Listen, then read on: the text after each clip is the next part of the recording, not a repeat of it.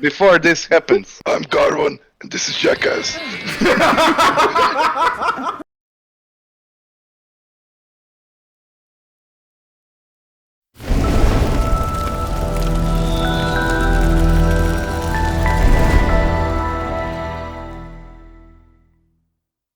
Welcome, fellow adventurers, to another official session of our campaign. When last we left our heroes, they were preparing to charge on the strange creatures, performing a special ritual, which plays a key part in Kaelran's newfound powers. It is obvious that they will be unable to defeat such a terrible foe without doing this first. They have gotten the war trolls that were originally guarding the bridge on their side, and are now preparing to advance, however you want to put it, on their enemies. From where you're standing, you can see but a few of these strange creatures on the top of what seems to be a small fort. You're pretty sure that what you see here is not the whole story. Other than that, the creatures don't really seem worried. They're obviously not yet aware that you will be attacking them. So I'll give you a few moments. Let's say the war trolls are just kind of waiting for your command. If you can, lose 3 sanity points, that would be very nice, Okay, fine. I'm gonna give you 3 as well. Okay, everybody loses 3 sanity points. I lose 4 because, me. Just casting. And you get the following. Toughness and defensive ratings are improved by 1.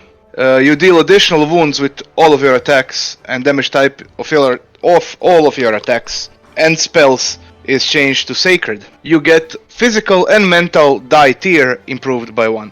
Okay, shall we tell the trolls to, when we approach, that they just basically put us on the walls and we just start doing what we do best, so killing stuff. Also, I wanted to say one thing to Gematista. Could you just use your see the unseen and just, when we come here, if there is something that could possibly be lurking from the shadows? Well, I could do that. Because if these creatures are not something we have encountered before, it would be good to see if they have some spiritual beings, because we know the demons have those as well. Yeah, okay. See the unseen then. And we tell the trolls when we come near, they just need to put us on the walls. The trolls look at you bewildered a little bit, and then their leader in kind of broken common says to you, "What? No charge?" After you put us on the walls, then we charge. He's kind of thinking, "What do you mean put?" I gesture like...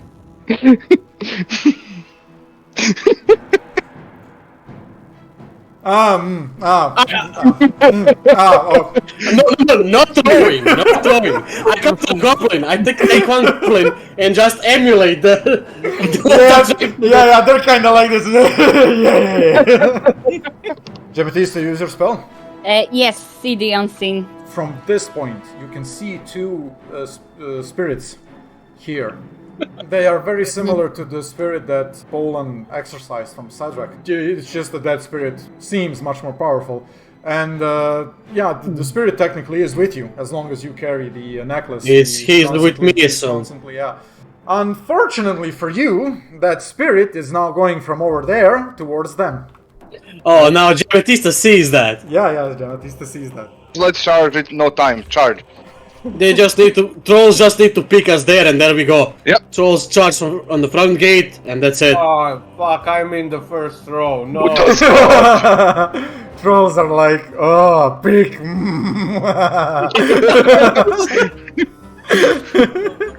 Oh, there's 4 of you, exactly 1 for each troll. Before this happens, I'm Kaelran, and this is Jackass.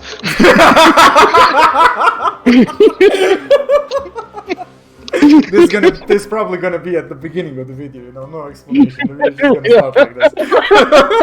Don't do this at home.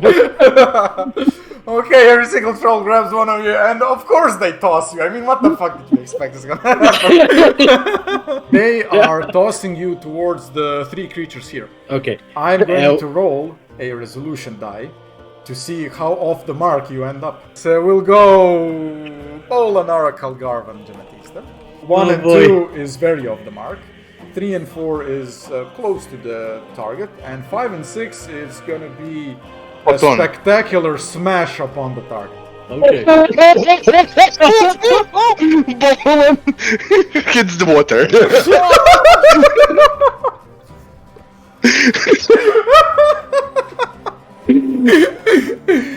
The mortal kind of misjudges your weight a little bit, just a little bit. It smashes me into the wall and I fall down. Not even over. You end up in this the structure here, right? As you were going wee up there, and then just you don't really land up really nice. So let's say you end up prone.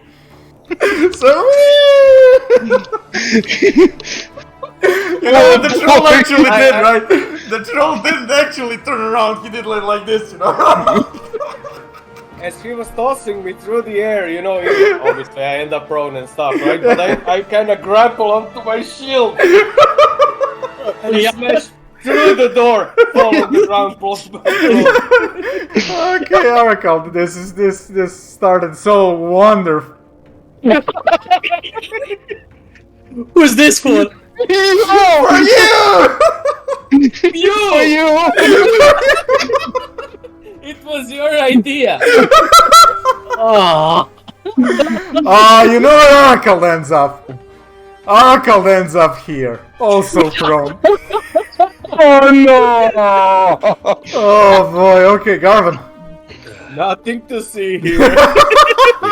These are not the problems. Oh, Garvan.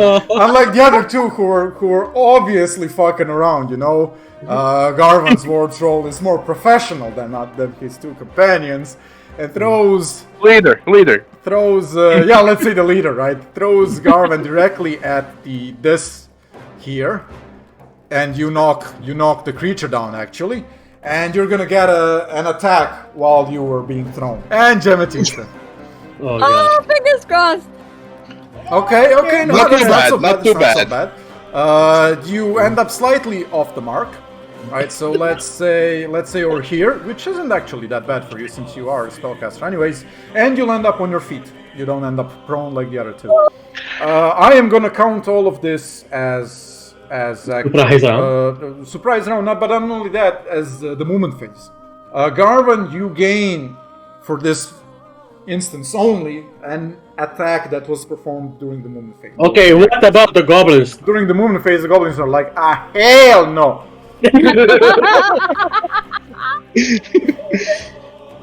Okay, is like the plan. is 8 a hit? The infection save. It's a success. So you do slam at the creature. Yeah. The blow only grazes it, but since you slammed with your body into it eventually, right? You do knock it. Yep. When I landed up, when I see them, do they notice me or are they doing something? No, they don't notice you. Not at all. They're not me, all. dude. They're not me. Interestingly enough, the creatures in whose midst Arakel landed are actually not aware of his presence. They are in a deep trance, chanting words that are unknown to Arakel. While the rest of the group starts fighting their foes, Arakel decides that it would be a marvelous idea to exploit this situation, and instead of helping his fellows, Arakel decides to strike at the strange creature that significantly differs from the rest. This creature, that has a female humanoid body and snakes instead of hair, seems to be the leader of this strange group. Arakel gets up and approaches the strange female humanoid. The rest of his companions are too busy fighting the rest of the creatures above him on the walls of this small fort to notice what he is doing. It is not an easy fight. The creatures seem to be somewhat resistant to the effects of spells. Arakel gets behind the female humanoid and swings at its head. Just before decapitating the creature, our heroes hear Talania's voice, the female elf that Arakel knows from his past, screaming to immediately cease their attack. As you're preparing all of your actions, and as your right oracle is preparing to coup de grace the Medusa, and You hear discussing, the known voice. Oh no! The voice is known to you, right? But it's not. It's nobody that you expected. You hear Thelania rushing towards you from a distance over the bridge, screaming in panic. No, you fools! You'll kill us all! But it's too late. You already execute your attack. What? Oracle badly decapitates the Medusa and all of her snakes, and Jammy casts Firelord's Wrath. Anyways, my dear players, oh god, this was not supposed to happen. This will complicate things. The whole ground starts shaking. Not only the ground, but the entire island. And you can feel that you're kinda sinking. The entire island is slowly started to shake and sink down. Task failed successfully. Oh, definitely. From now on, during the movement phase, everybody will have to roll me either an mobility check to stay on their feet, or if they don't have a mobility check, a physical check, but the DC for that will be higher. Everyone for the ships. Just before we continue, Arkald, did I not say, do not make any rash conclusions before we started playing? Did I not say this? The thing is that this actually wasn't a rash decision from Aracal. So you can even imagine how a rash decision would look like. he thought about this. Yeah, that's true, actually, that's true. Oh boy! By killing the Medusa, Arakald had stopped the ritual that kept the island afloat, and at the same time woke all the rest of the creatures from the ritualistic trance that they were in. Faced with multiple foes at the same time, he had to go on the defensive. Even though time was of the essence, our heroes were unable to quickly finish the strange creatures. It is only with the help of the war trolls that they eventually kill all of them, but by then the island had already almost completely sank underwater. With no other options left, our heroes start rushing towards the boats, but quickly realize that there is no time to reach the docking area. There is no time for them to remove their armors either. Unless they think of something right now, they will drown. Telania reaches us finally, yeah? She eventually reaches you. She is screaming in panic. You fools! You have doomed us all! We are all gonna die! The island is going to go back into the sea! Run! Save yourselves! Run! Is there anything we need to take from the house? Everything. Is it possible while What I happened? start to run and if I reach her, I just give her a tiny little kick in the stomach? Why would you do that? Because obviously she had some information that she thought not needed to be shared, and pretty much this could have been avoided. Just but like her saying, technically, You don't know. never. Yeah. No. But Yeah. you never told her that your intention was to kill the creatures. You told it to Cedric, obviously, and he Yeah. arranged the whole deal with the war trolls. But she wasn't present during that conversation, and True, you never true. told her. Oh, She yeah. didn't know what you're planning to do. well, never mind. So, gonna- did she answer I'm not my gonna do question? Okay, I'm not gonna slap her. Me neither. Sorry, she was Me not there. neither. Did she answer my question? She doesn't respond to that, right? She reached you, she told you everybody's gonna die, she's hysterical. I want to find something in which I can put the Medusa's head to carry it with me. Well, technically, look, she has a shit ton of dead snakes on her head, so until you Yeah, I find can something, just- you can just hold her by one of the snakes. Yes. Okay, so for the time, you grab the head and you're holding it by one of the snakes. Yes. Okay. As I realize that I'm not gonna make it, You're not gonna make I, it. No, I stop running. let's say you get to over here, right? I'm gonna put your minis so you know exactly where you are. Once all you reach this, Okay. right? The water is where it is now. You can see the water, right? The water is Yes. where it is right now, right? So Okay, let's so say you just have to grab let's say it. you have 12 seconds, right? 2 rounds until the water is gonna go from here to above your heads. Right. Okay. So 2 Yeah. rounds, 12 seconds in total. What do you do? Oracle decides to try and help the goblins reach the area where they are. Thanks to his strong legs, feet, and Crusader Stride spell, he manages to reach the wooden logs and direct the goblins to where salvation can be found. This decision will be instrumental in the goblins' survival. Garvin and Bolan hold on to a log. Gimatista holds to a log but also makes sure not to drop her banner. By some miracle, they all survive for long enough until they are rescued by Cedric and the High Curate, who now command the fishing boat that the adventurers used to originally reach this island. You have all survived. You are in the bigger boat, as I said, with the High Curate and Cedric. The other big boat has Thalania with the Aspirant soldiers, and 4 smaller boats have civilians, and in one of the smaller boats are the Voidbreaker Goblins. The war trolls are holding, but you know for a fact that they will drown after a while if you do not help them.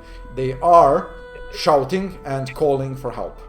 Do you help the war trolls or not? So we cannot make improvised ropes so they can... No, we cannot make anything. No. What you can tell us, we can order the trolls to basically take the people, just throw them out and they jump on the boats. You would actually have to force somebody, because nobody's coming to the trolls' save, right? Nobody's trying to save them. Everybody knows they're huge. They would occupy way too much space, right? It's not like you or the goblins who are small and you medium-sized, right? Nobody is stupid. They know they would die if they try to help them. So if you want to save the trolls, you're gonna have to literally force somebody, board another boat, or sacrifice yourself. This is something I don't want to do, but I can't just look at the picture right now, even though I would love to save all the civilians. Actually, we kinda need those war trolls. They're gonna be in our debt now that we saved our lives. That they saved their lives, and we kinda need the help to stop the greater evil, even though I don't want to choose between evils. God damn it!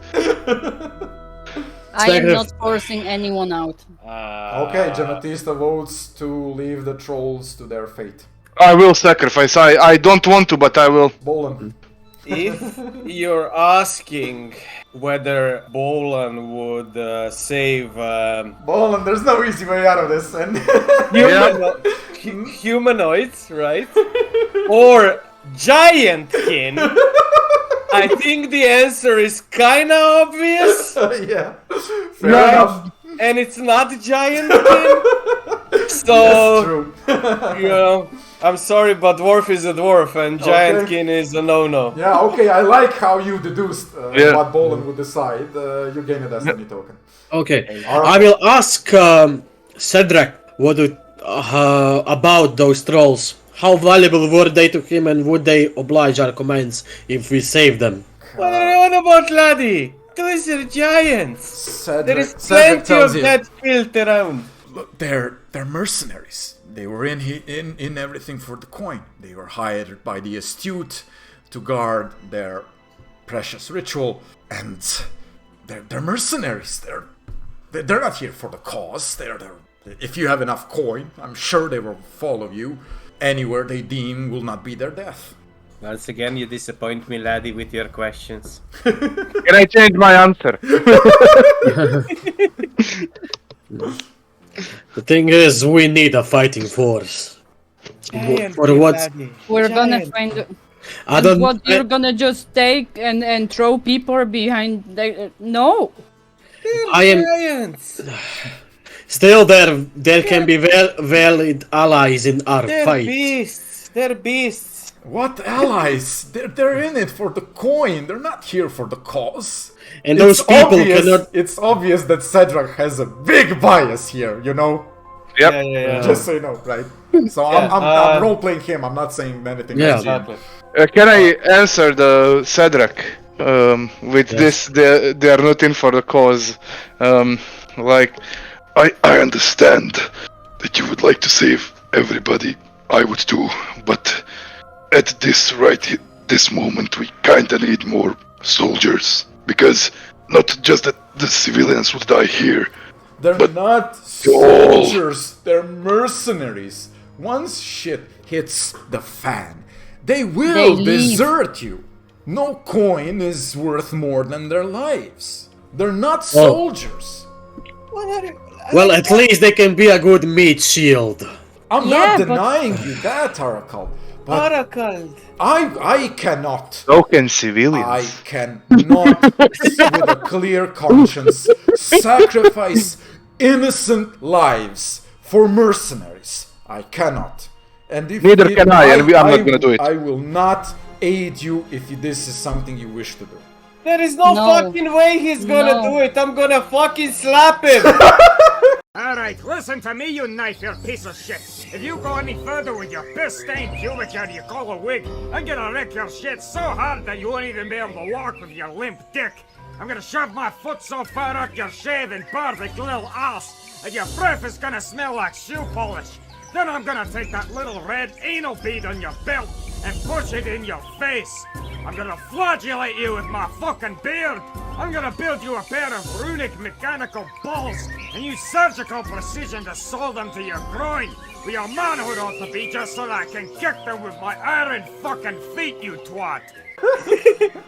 Garvan decided Garvan is not gonna do it anymore. You're This not was too gonna be convincing. You're not gonna be putting fucking giant kin in front of people. Are you fucking crazy? When we They go, will when we abandon. get back. to I am just Parvati, considering the best listen. option. Shut up and listen. Arkle, When we imagine this, how quickly we convince them to go on our side. Yeah. Because they True, are fearing, true. like, if they're gonna go in front Okay. of the spirit who's gonna give them a power, Okay, he's there you gonna go. take it and smash us.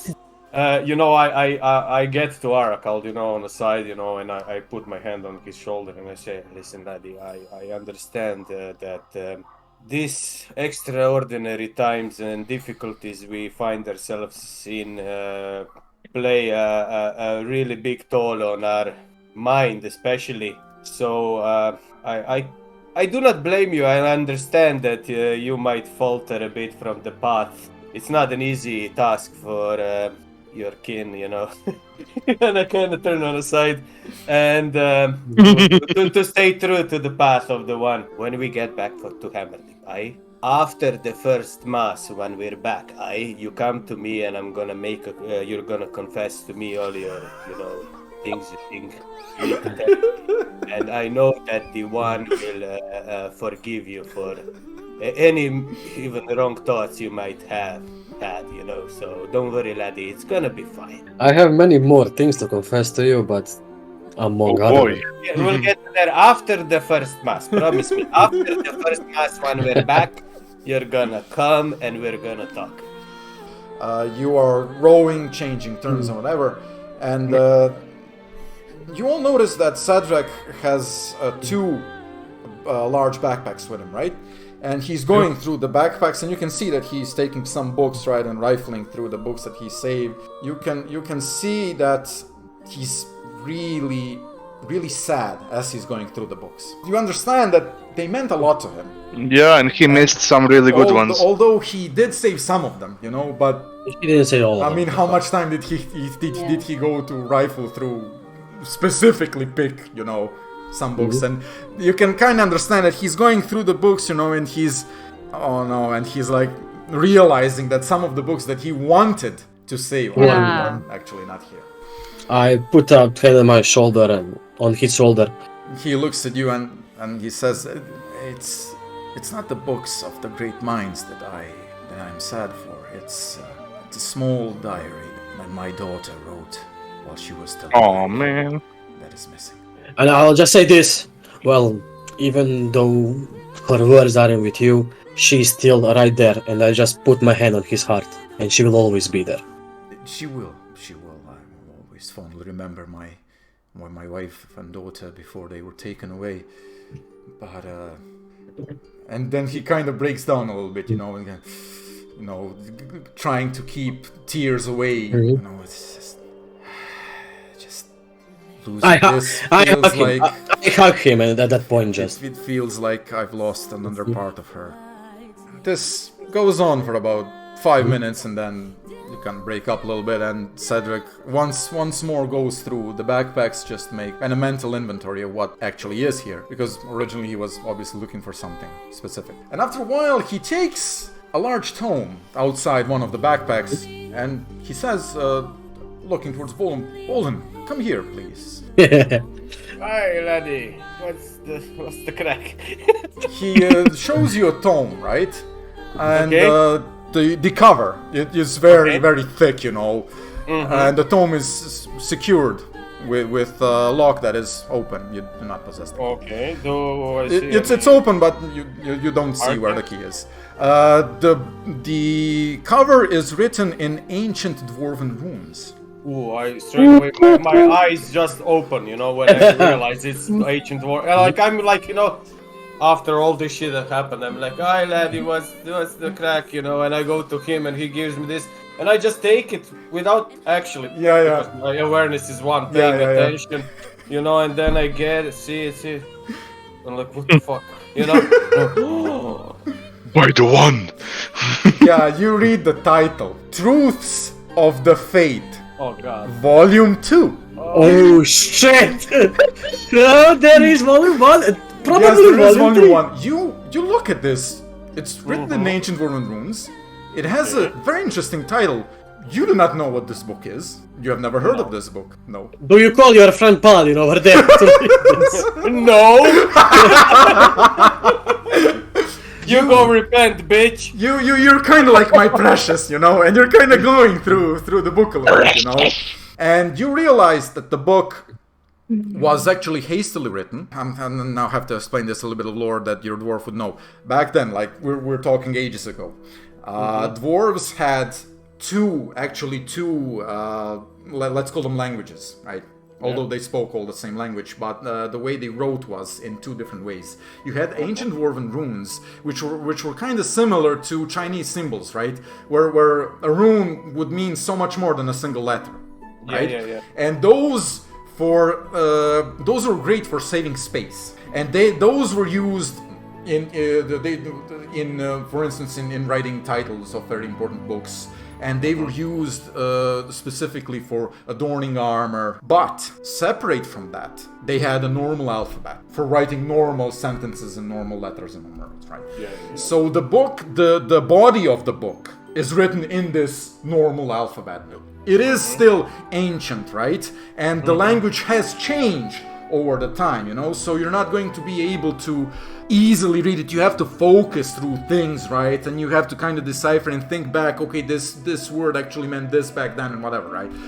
But it's not so different as in Old English, which was completely Germanic language, and then New English, which was influenced by the French language through which the High Court of England spoke, and then later Latin. Right. Exactly. So it's not that situation. You are going to go through it. It's just going to take you more time than what a normal book written in modern dwarven language would take you. Right? But you're still, you know, you're kind of going through the book. It's written in hastily, and in you can see that the person writing it was in a hurry.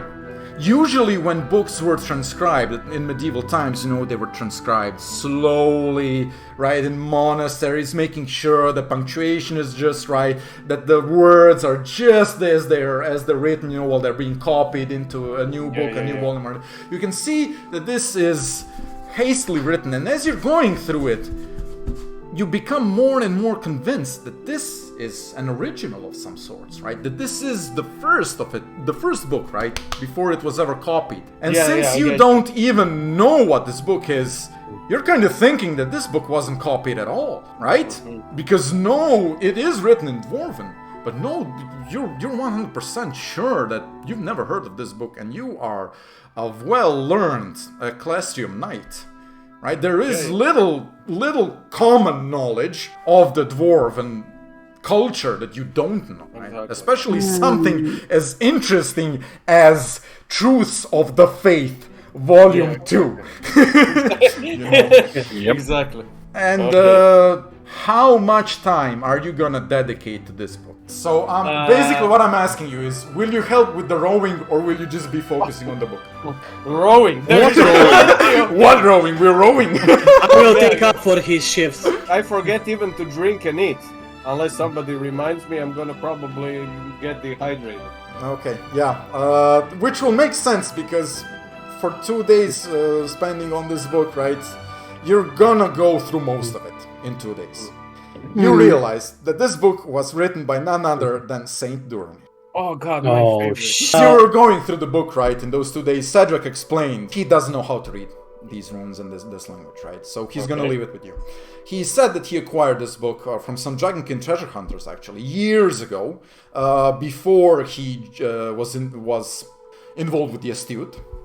And this was a reward that they gave him for helping them clear out a nest of Kugwar inside one dwarven ruins that they found on the island. He doesn't know exactly where they got the book, right? Because the treasure hunters never went into too much detail with it.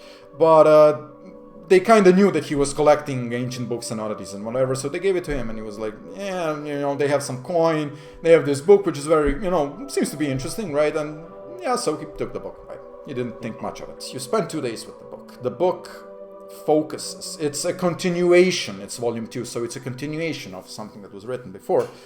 It focuses on proper meditations, fasting, and other preparations necessary for a person to purify themselves before attempting to perform sacred rituals. And as you're going through this, right, you see that the knowledge contained within this book is something that is lacking from your faith, but should be an integral part of it. And you can only imagine how, while performing these meditations, fasting, prayers, and proper preparations that are detailed in this book, would increase the chances of successfully performing sacred rituals.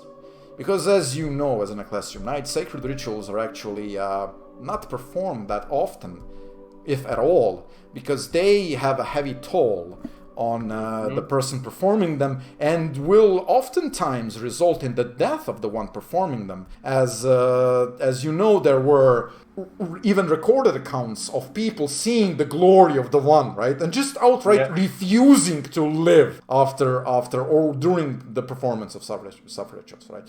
So there are obviously some missing components to these rituals. Components that are, it would seem, detailed in this book. Duranir advises that saintly relics be used during the performance of such rituals. So he's talking in general, right? As these hold unexplainable power that not even, he calls them false idols, can stand against.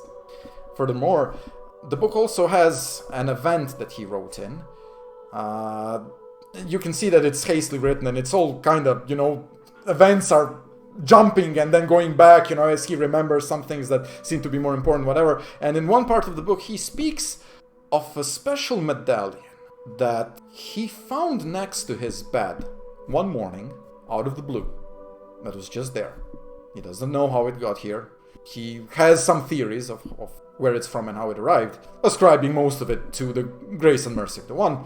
But he says in the book that once he received this medallion, he always kept it with himself, on him, always wore it on him.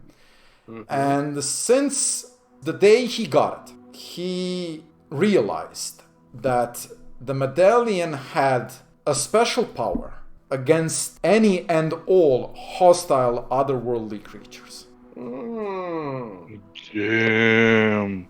Imagine having that and performing an exorcism. You do not know where this item is, but judging from what it says in the book, that he always held it, never separating from it, you could make an educated guess that it might be with his remains. In his tomb, yeah, or where his remains are. Oh, you know where his remains are. Oh, we do. On the otherworldly realm. Exactly. And we need to get there. Oh yeah. I think we are ready, finally. And I knew we were gonna do what I needed. Bolan shares what he learned from the book with his companions as well as Cedric. Oracle then expresses a desire to speak with Thalania, intrigued with what she knows about the astute and Kaelran, or rather what Kaelran has now become. They row their boat closer to the one where Thalania is, and she boards the adventurer's boat. Jematista joins this conversation, keeping an eye on Thalania. Yes, what is it, Oracle? I hear you wish to speak with me. Yes. Apparently you knew about the ritual. Of course I knew about the ritual. I was here when the artifact was used to raise the island from the ground, and I was here when the ritual started, once we removed the artifact, to keep it afloat above water. What was the artifact? The artifact was a powerful staff, literally created by Draconic gods way back. A Nephilim weapon. Again, an item of power created by the Draconic gods. And let me guess, that stuff right now is under the water. No, that stuff... It was removed. Removed. Exactly. There were more astute members here, more powerful than me and higher in their leadership, who performed the necessary rituals using that staff to raise the island above water. They used the staff on several occasions until they had to leave. In order to keep the island floating above water, a ritual was devised. Can I roll a... Insight. Insight, yes. And also I would like to roll a supernatural to see if I know anything about these kinds of rituals. Supernatural will fail automatically. No. This is not something that any mortal has ever had contact with. So you can't even reference it with anything. This isn't even demonic rituals or magic, so no.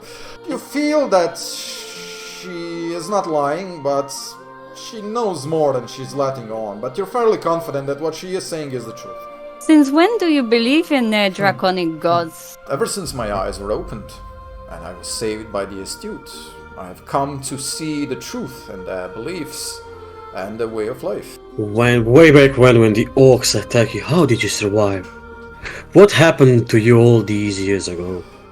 Wouldn't you like to know, Oracle? Maybe. I would. Maybe one day you will. I see no better Companion than now. relationship not high enough. Okay. I am glad that you are alive and well, but to see our paths diverge so differently is... I would like to say the same about you, but you did kinda, did what you did and endanger all of us and almost kill most of us. So yeah, we'll leave it at that. Well, if we knew the information, but yeah, okay, fine. Well, if you had told me that you're planning on stopping the ritual, I would have told you not to do that. What that ritual was supposed to do? Well, it did a lot of Keep things, the- but one of the things it did was keep the island afloat. Yeah, but what were the other reasons? Why that island needed to be floating? Why? Because it was the perfect base. We managed to raise ancient ruins from the bottom of the ocean. What did you even know about these ancient ruins? I didn't. The leaders, those above me did. I do not know how, but they did. They knew about them. They raised them from the ground, and suddenly the astute had a base that was not on any map. Yeah, fitting. An island that nobody knew about. That is the main reason why nobody ever found the Aspirants. Originally they were roaming the island, but once they aligned with us, we gave them the perfect hideout. Of course. You said that they did use the ritual multiple times. Is this the only floating island? No, I said that the item was used multiple times for different rituals. Many other wondrous things were achieved here using the artifact. One time I remember they even managed to conjure up a powerful storm. And I will just say that storm almost killed us. Really? We were on that boat. I didn't know about. I just knew that. Well, what the leaders told me that the storm was necessary to protect us from enemies that were arriving. I guess it makes sense. Voidbreakers suffered heavy losses back then. The same Voidbreakers you called upon. Well, we mainly called upon Kaelran, but the same item was used to protect Kaelran from the storm. I have to intervene here, right? even though I was reading the book. You are reading the book and you cannot intervene. Shut up. But this is something I had to I am have sorry. heard. No, Even- no. I will tell you all about the conversation. Don't worry Perception about it. 1, my friend. You are in the world of the words Okay, of it's Saint fine. Duran. It's fine, Joseph. I will 100% agree with you because you know what would happen if I don't? I would just go there and literally, if she's sitting next to the edge of the fucking boat, Throw her, huh? she said that they needed the storm to protect them from the enemies, and clearly they were right. So you're dead, bitch. As soon as I hear that, And you're the enemy. And she says that makes sense. you're the enemies. Yes. Awesome. I will ask her directly in the face. Am I your enemy? Yes, you are. I'm She's- asking her. She, At some okay, stage- I'm not hearing this. Sorry, Yes. Joseph. Before you continue, right? But she believes in the false gods, dude. Yes, she is the enemy. Yes, we are the enemies. Nano cannot help himself. Yes, but And- I am not here. At Nano some- has left the chat. Yeah. Obviously, that was the only way, and he understood it. At some stage, you were. But as the spirit told you while you were conversing with him before Bolan banished him, you are no longer viewed as enemies, but as powerful individuals which could serve our cause and would help us usher in a new age of peace and prosperity. So, unless your actions prove to me otherwise, for the time being, no, I do not see you or your companions as enemies. Good, because I do not see you as an enemy. Arakel continues his conversation with Helenia and tries to make her see things from his viewpoint, urging her to reconsider her loyalty to the astute, but to no avail. Helenia is loyal to her superiors and holds to her views that the Ecclestrium and the One are the real enemies of peace on Everon. Eventually it is Gematista that has had enough of Helenia's drivel and shouts at her, detailing all the horrific things Kaelran did to bring about their age of peace and prosperity. Arakel then asks her about Kaelran. She merely replies that Kaelran and the Draconic god of death are now one being, and that ultimately Kaelran accepted the spirit inhabiting him freely. Arakel refuses to believe in this, but continues the conversation. Finally, he asks Helenia about his family. She tells Arakel that his parents were high-ranking members of the Astute, and that they were hunted down and killed by Berthrand and other Ecclestrium knights.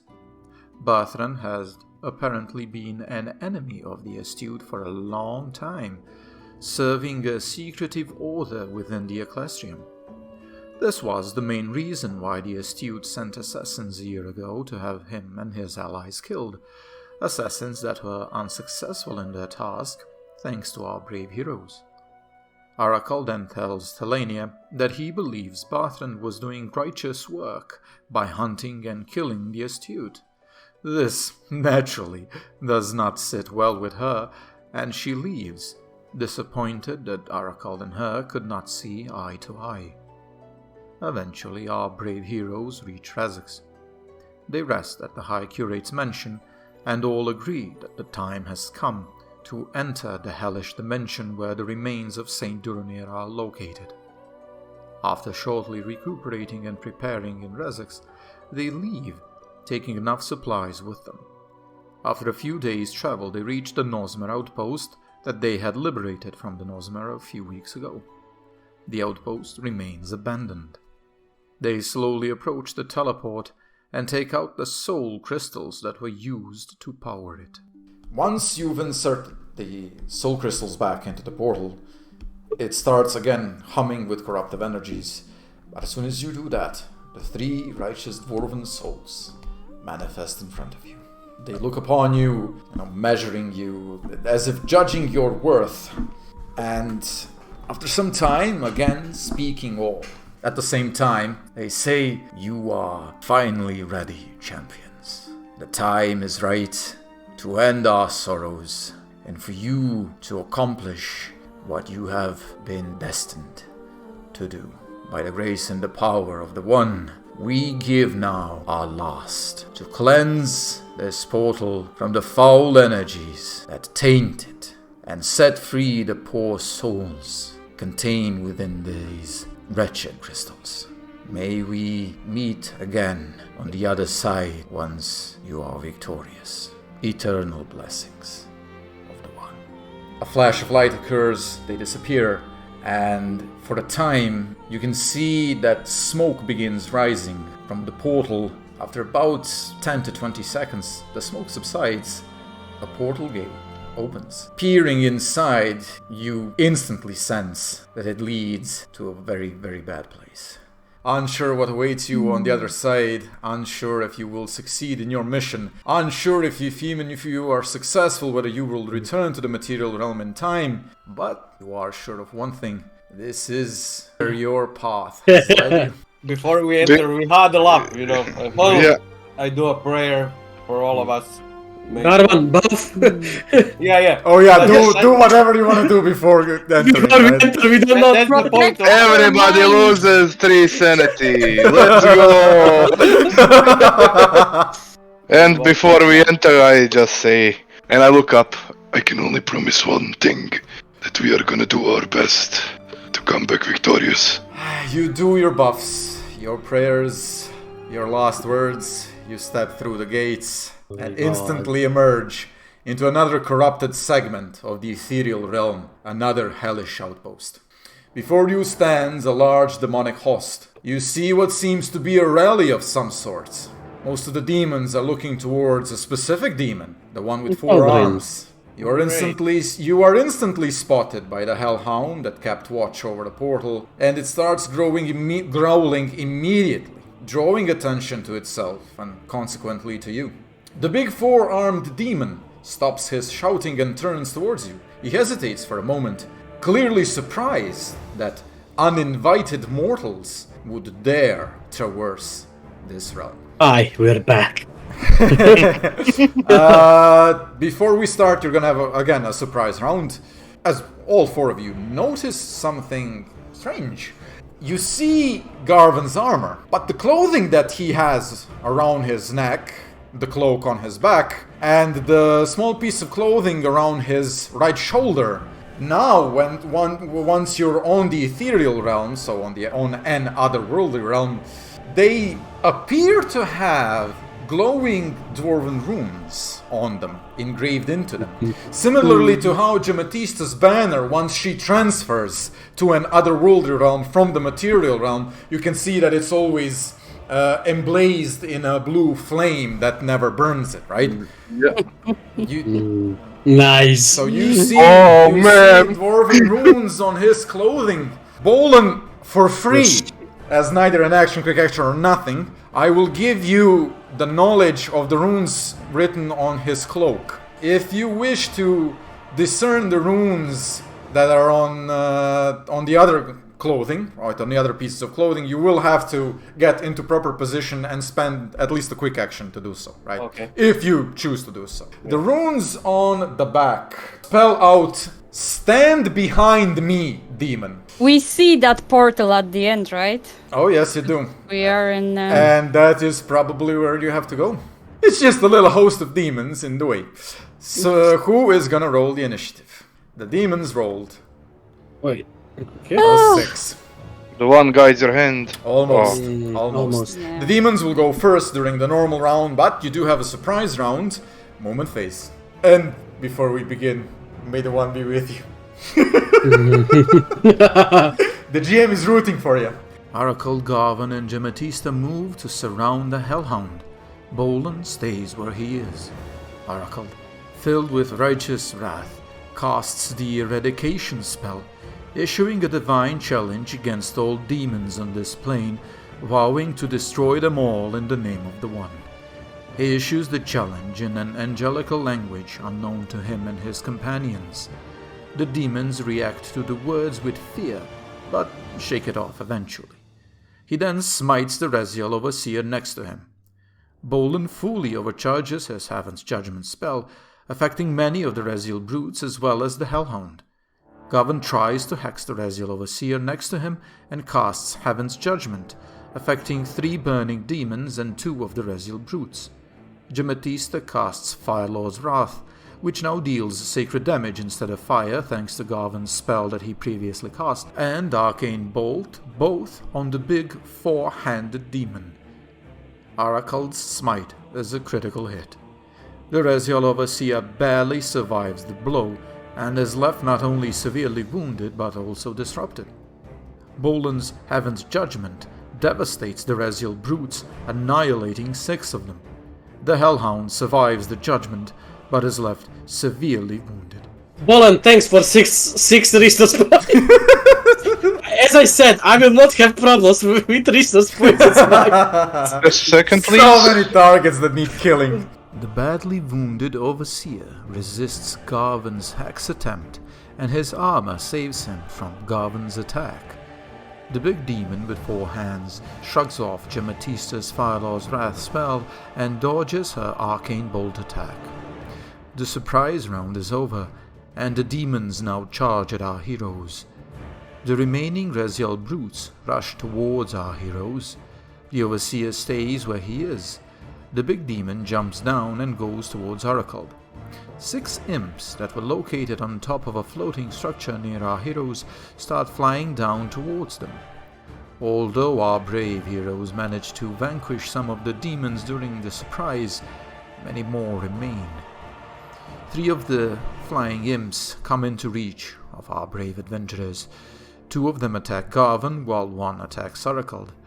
The Rezial Overseer focuses on Garvan. The Kaelran, the big demon with 4 hands, attacks Aracald.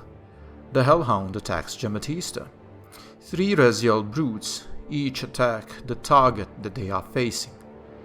The Ifreti, the 3 burning demons, attack Jematista and Bolan, with Jematista suffering 4 attacks while Bolan suffers 2. Aracald's armor protects him from the imp attacks.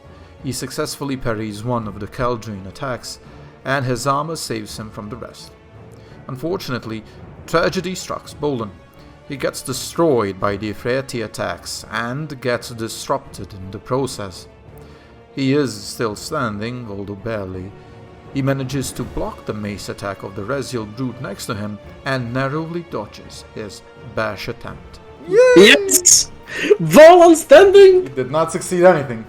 You would have dropped resilient. your I'm resilient, bitch. As you block that attack, the shield released a little hum, and it vibrated a little bit, and you could feel it on your hand which you're holding the shield. The imps are unable to penetrate Garvan's armor. He then shrugs off the attacks from the Rezial brute. The badly wounded Rezial Overseer, however, manages to violently slam his shield into Garvan's head, dealing 3 wounds and disorienting him. Garvan then fails to parry the Overseer's mace attack, but his armor saves him. Jematista fares the worst. The Hellhound misses her with 1 attack, but gets a hold of her with the second one, which is a critical hit. Its sharp demonic teeth find perches and pierce Jematista's flesh. The Ifreti from the back hurl their demonic bolts at Jematista, and she is killed. With Bolan being the only one able to cast Revive, but now disrupted, things are not looking good for our heroes.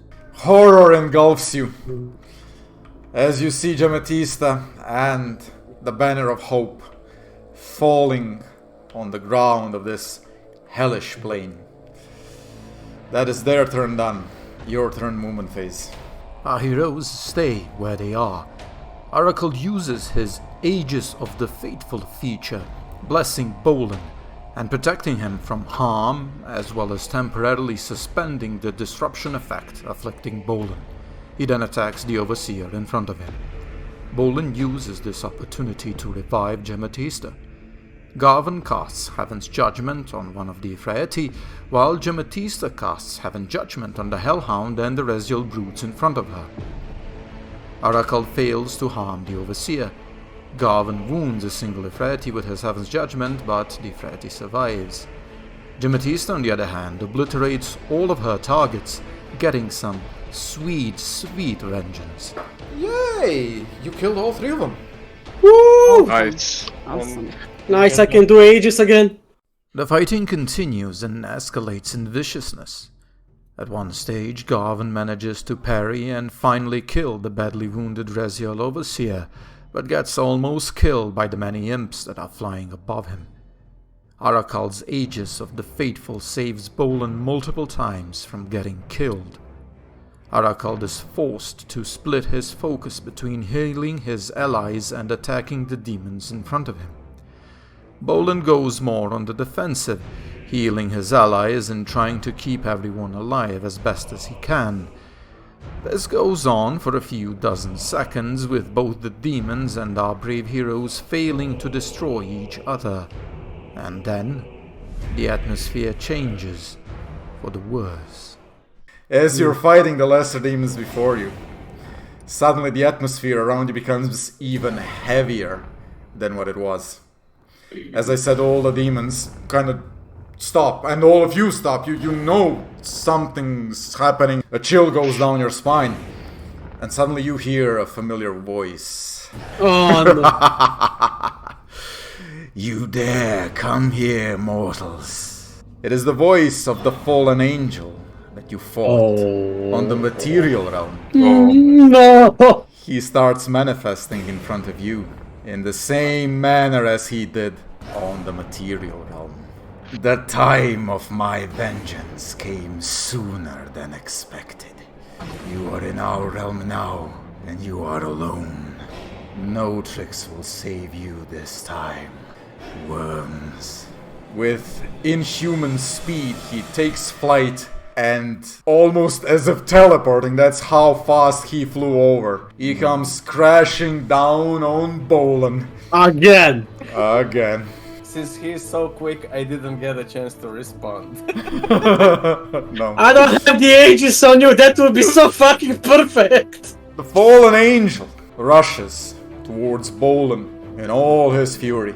His unnatural speed once again giving testament to his great power. He brings down his morning star upon Bolan. The blow is too quick for a mere mortal to react just before the impact. Bolan's reforged shield flashes in a blue light, and with inhuman speed moves on its own accord, while Bolan still holds and intercepts the blow. Not only does the shield protect Bolan and prevent the fallen angel from crushing his arm again, but it drives Bolan upwards into the air. Suddenly, Bolan finds himself slamming his shield into the fallen angel's face, who staggers back a few steps from the sheer strength of the received blow. The fallen angel quickly regains his composure and lunges on Bolan again, this time even more furious. Before his weapon could even make contact with Bolan, blue flames engulf Bolan's shield, and from it, another massive shield emerges, intercepting the blow. You all hear a voice. Why don't you pick on someone your own size, fiend? Before your eyes, an angelical hand holding the massive shield in front of Bolan starts manifesting, and soon enough, a guardian angel stands between Bolan and Holy shit. the fiend replies to his heavenly brother, "You will only meet your end here. This is our realm. I will call upon others of my kind, and we will crush you." A deafening shriek fills your ears as the fiend starts chanting something in a language you do not understand, but the words do make you physically sick. Bolan looks towards his guardian angel, questioning if he is going to stop him. The guardian angel, without turning, says, "Let all the forces of darkness and the evil ones come forth. For thus saith our Father, this is the hour of his glory. Those that oppose him will soon learn how futile their cause is." 4 more fiends manifest. Holy God, moly. where the hell are we? All different. I'm getting goosebumps. Yeah, same. Each one having different armor and different weapons. It is 5 against 1, Angel. Not even you can stand against such odds. It's The 5 fiend against speaks. 5! You stand against the champions of the One. The angel does not reply. He does not need to. Moments later, Bolan's shield emits another burst of heavenly light, and all of your guardian angels manifest in front of you. Go get him, my boy. Get him, sick him. As they were manifesting, they casually just stomp these fellas into oblivion. Bye. Bye. Their blades, already drawn, pointing towards the fiends. The sudden manifestation of so many angels upon this cursed realm causes it to start breaking violently. The ground around you starts shaking, and you can see that the realm is giving in to the presence of the angels, being destroyed in the process. Bolan's guardian angel tells you, quickly, you must reach the portal before the realm is destroyed, otherwise that which you seek will be forever lost to all mortals. We will handle the fiends.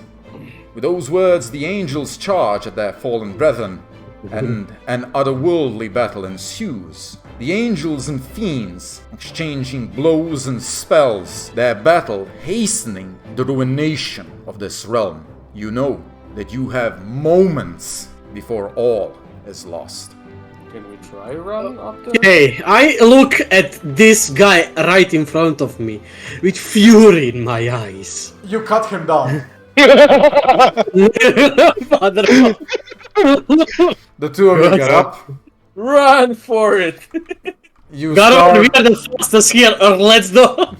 Let's go, we need to be fast. Do You not start. look back. Yeah, Charge. you start charging over here, jumping over this, running towards the fiery portal. Whatever you need to get, it is obviously there. Even the angel has pointed you in that direction. They are all battling in the air, right? They're flying, casting spells at each other, slamming one another right into the ground. The realm giving in to the angelical presence, but the fiends and the angels are of equal match, and it is 5 against 4. Eternal battle. Yeah, and it is 5 against 4. After all of these fiends were once angels, and unlike your guardian angels, they were angels with different stations and different purposes. Yeah, they diverse. That's the problem. The fiends and the lesser demons focus mostly on the angels. I know, but while we are running, I wish to help the angels to cast Heaven Judgment on one of the fiends. I am still faster than all of them, except Arakal. I will allow you and Arakal if they do want to, because you are faster, the two of you, than Bolan. Let's focus, Arakal, we can focus on one of them and hopefully bring him down. Oh, you know on which one we are focusing. Obviously.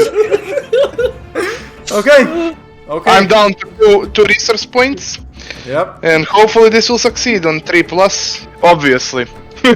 Obviously. Was there ever a question? Obviously. Obviously. All the damage. Okay. It's only 3, It's only 3, 4. and his is 4. +1, 5. +2 actually. Do I get from my feature? I do extra wounds with them. Yeah. Oh, yeah. So it's +2. 5 and 3, 8. Okay. On our boy in front of us. Okay, nice. Yeah. You manifest heavenly lightning. Yeah. It tears through the realm as it appears, smashing the fallen angel as he is engaged in combat. And he looks at you and he sneers. You know, he's angry, right? But then he gets shoved with the shield in his face. You know, as he was looking at you by the angel that he was engaging. You hope that your efforts will give the angels some much needed assistance, as it is 5 against 4. You reach this portal here, all 4 of you. And as the battle is raging in the air, you see from here more lesser demons pouring, obviously coming from a different realm. Yep. This does not go unnoticed, right? Mortals walking on this realm, maybe.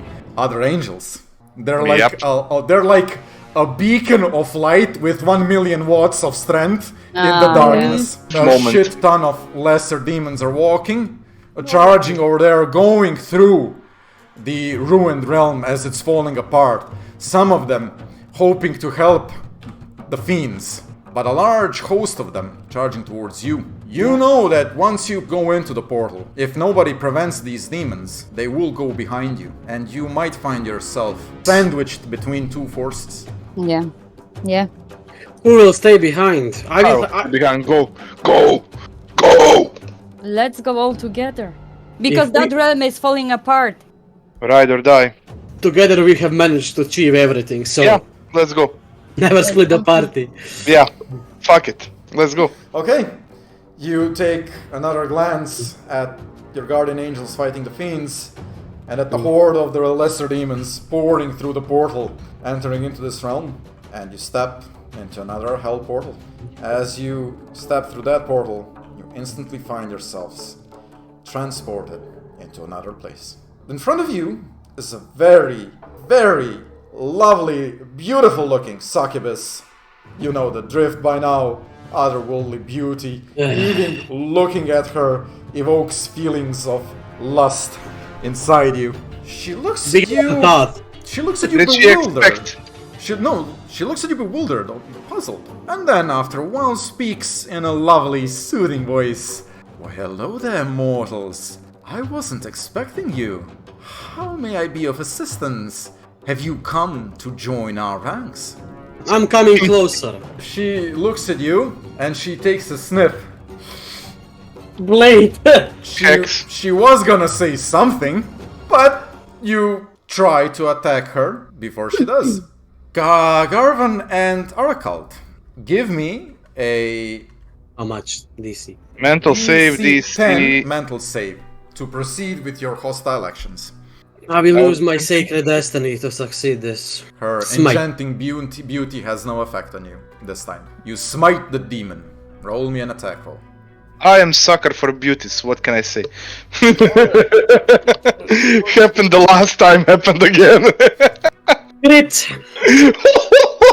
Nice. Give me the damage. Well, you're gonna do 4 wounds minimum. Right? Minimal. Let's just see this. Okay, 4 plus 3. You decapitate the demon before she uttered any more words. Is this some sort of an altar or what? Well, we could have found out, but hey. You killed the succubus! You have no idea where you are or where you're supposed to go. Maybe I don't know, I have no time. You see what you see here. Maybe it's powering the portal. Garvan comes over to the gate and tries to open it, but it won't budge. It does not show any keyhole or anything that mechanical... I am gonna cast See the Unseen. Okay. You see baleful black smoke coming from here, which is usually invisible. The oracle, when you approach it, you see blood around it, and you see a dagger. Yep. You literally see a dagger here. Oh, yeah. And it's some sort of enchanted sacrificial dagger, by the looks of it. Pull it out, pull it out. It's literally on a pedestal. You don't have to pull it out of anything. It's just... Yep. I come to where the succubus is, take her hand and just use a dagger on her hand and just cut it. You bring the dagger over to her and cut it there, or... No, I bring her hand there. Uh-huh. There, and cut it open. So, above the pedestal here where all the dried blood is. Okay, yeah, that does it. The gates open upon doing that action. And you see a shit ton of demons in front of you. Jamie, you see here, that this area here, the floor underneath, is strange. It doesn't look like the rest of the floor. Your See the Unseen allows this. Like a trap. Okay. Could be. She tells you this, right? And you then notice that there's actually some sort of demonic growth which is avoiding this area, right? On the floor. Okay. You see the demons here, right? But they're not really paying too much attention to you. They're talking to themselves in some sort of dark, demonic speech. As if this is not the first time that they saw mortals coming. Okay, we just avoid them. This. Avoid this Hold area. on. So you're saying around that torch there is no growth, yeah? Yes. No. And we Around the torch there in is front of the here. torch. You see clearly, right? You see this on the floor, this purple, pinky thing, right? None of it is located here, where you saw that strange something different than the rest. But the torch, it does have demonic growth. So everywhere except this area here, that you saw as being different once you saw it using your spell See the Unseen.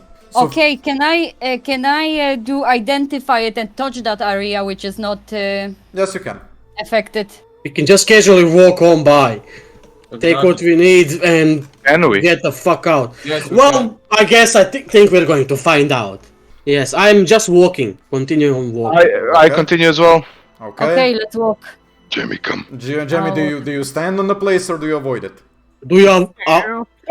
All of your companions have thus far avoided it. Yeah. are you going to stand on it or no? Yes, I'm gonna touch it. We don't have time. I need to know, because you all said you were gonna avoid it. Jamie didn't say. Are you standing on it or avoiding it? Well, I'm gonna pass through it and make sure you look, because otherwise I'm gonna throw you a stuff if something is gonna start happening to me. Oh boy. Give me a DC 10 physical save as soon as you stand on it. Oh! So I'll take my beautiful... Okay, you succeed and at the last moment jump to the side. Black flames and spikes suddenly protrude from the ground. Up. Shit, okay. Fuck, I'm running. And now we are all fucked. It would have killed you instantly had you not jumped on the side, but as soon as you stand there, all the other demons look towards you. Ah, shit.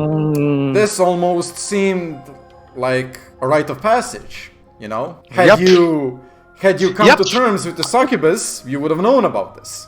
Yep. Technically you did, even though you killed the succubus due to Jamatista's spell. But since she stood there, they can only assume You've that seen it and then... that the succubus did not tell you about it, and if she did not tell you about it and you are here, that means you forced your way into here, which means you do not belong here. I'm so sorry.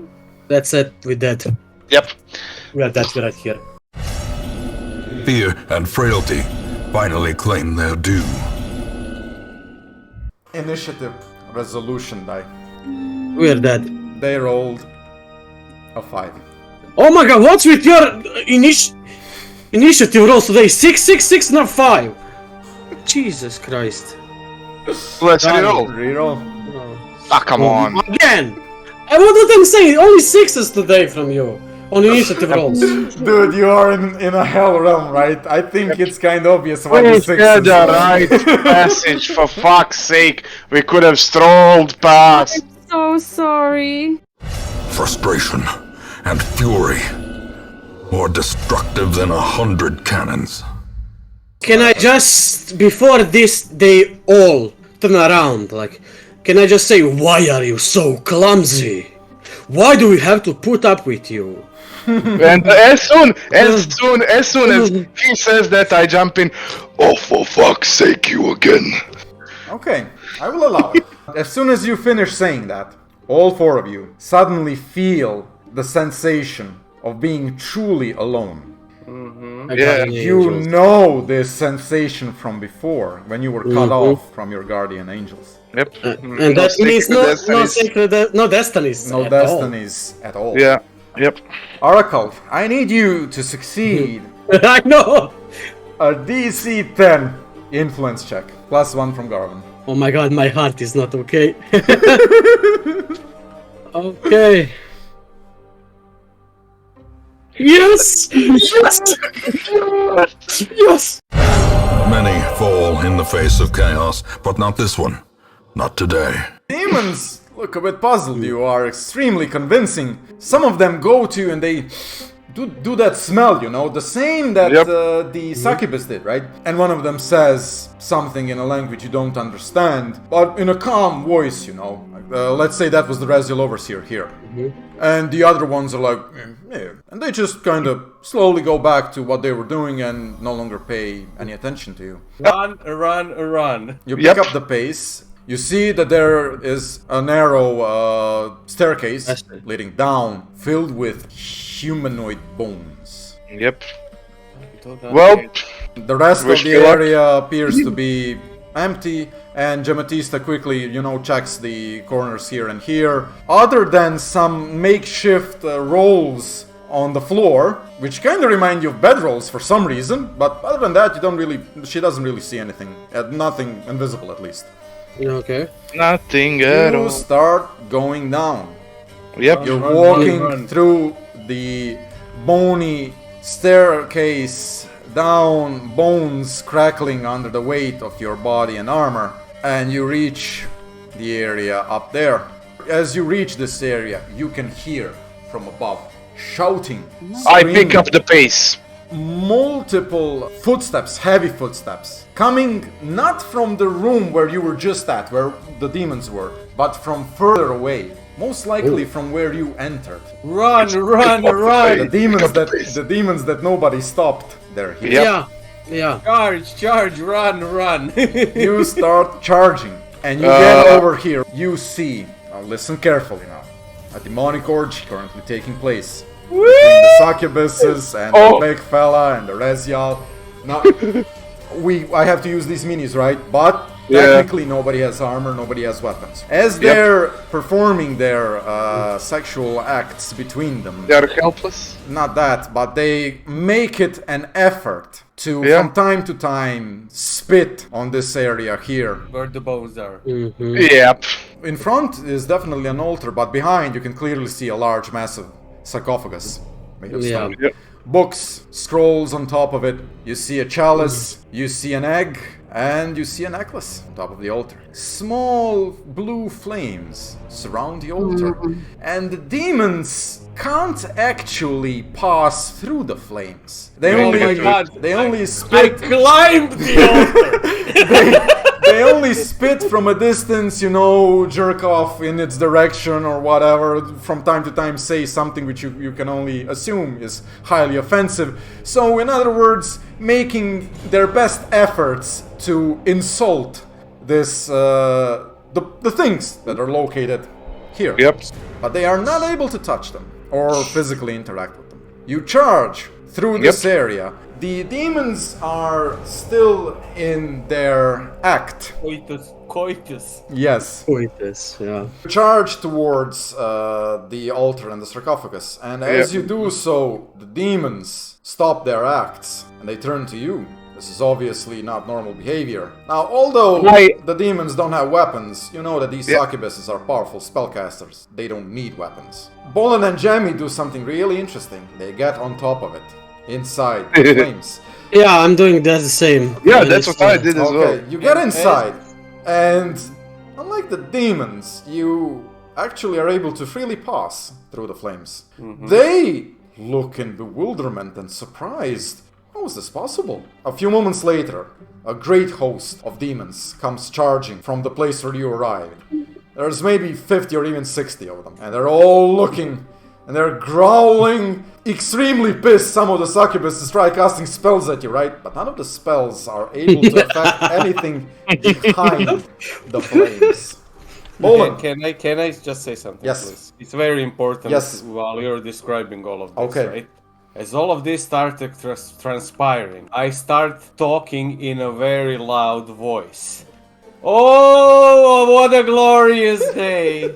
I am so pleased that all of you decided to join us for the morning sermon!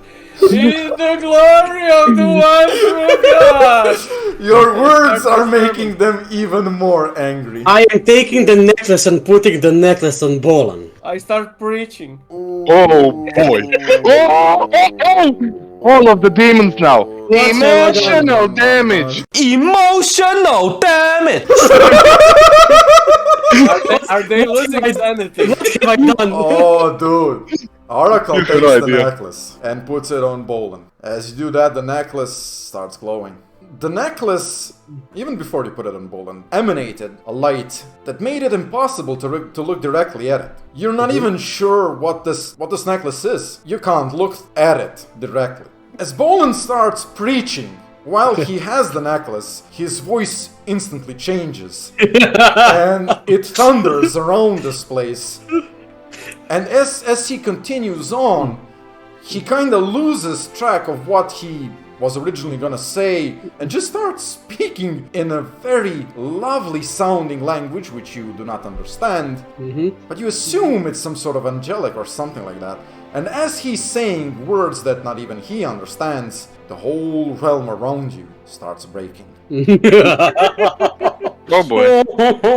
A few moments later, you find yourself in darkness. The necklace around you provides light, and you realize that you are inside some sort of large room. Around you are stone walls. It does not look demonic. Does it look dwarven? The flames are gone. Oh boy. All the items that were there, the books, the blue egg, the necklace, the sarcophagus and the altar, everything is with you. Okay, but the flames are not. The flames are gone. The flames will protect I ask Bolan, can he read what it says on my armor? Yes, what does it say? The cloth above your neck and around your neck says, "The Holy One is my light." The cloth on your right shoulder says, "Dragons are not my lords." As Bolan describes this while wearing the necklace and says these words, you, Garvin, feel some sort of a strength, as if these words have personal meaning to somebody connected with you or your armor, more like it. Yep. And that uttering these words would actually do something. You're unsure what, but you have this strong feeling that it would have some sort of an effect, merely uttering these words. And it most likely has to be you. You are, after all, the one wearing the armor. Bolan, you go around the stone walls and instantly recognize that this is dwarven made. Okay, we're home, baby. You look, and there are various pictures covered in cobwebs and dust of various dwarven saints around the place. They're all piled on the floor and around you. Various other holy items used in dwarven rituals and worship piled in this place all around you. Yeah, we're gonna end it here. We're gonna start the next session with I'll at need this. at least an hour to explore this room. So you have a lot of things here of interest. The chest, which Oracle is opening, the books and the scrolls on the stone sarcophagus, egg, the necklace that is on Bolan's neck, and the mysterious blue egg. Yeah. Yep. That, I want to discuss with the egg. that when you hold it, feels warm to the touch. And when you look at it for a long time, you can almost see a small flame inside it. This session was so intensive. Thanks for keeping me alive. Oh my I lord! was very, very clumsy today. Oh, there were so many things that went wrong. Well, I'm not gonna say wrong. I'm not gonna say wrong, but so different from what I thought how things were gonna develop. But yeah, a lot of ups and downs, but you eventually managed to succeed in your task, although at a great cost. Yep. But you did. You managed to succeed in your task. And, fellow adventurers, during the next session, which might very well be the last one of this official campaign, we will finally see, hopefully, how this story ends. Until next time, Godspeed, adventurers.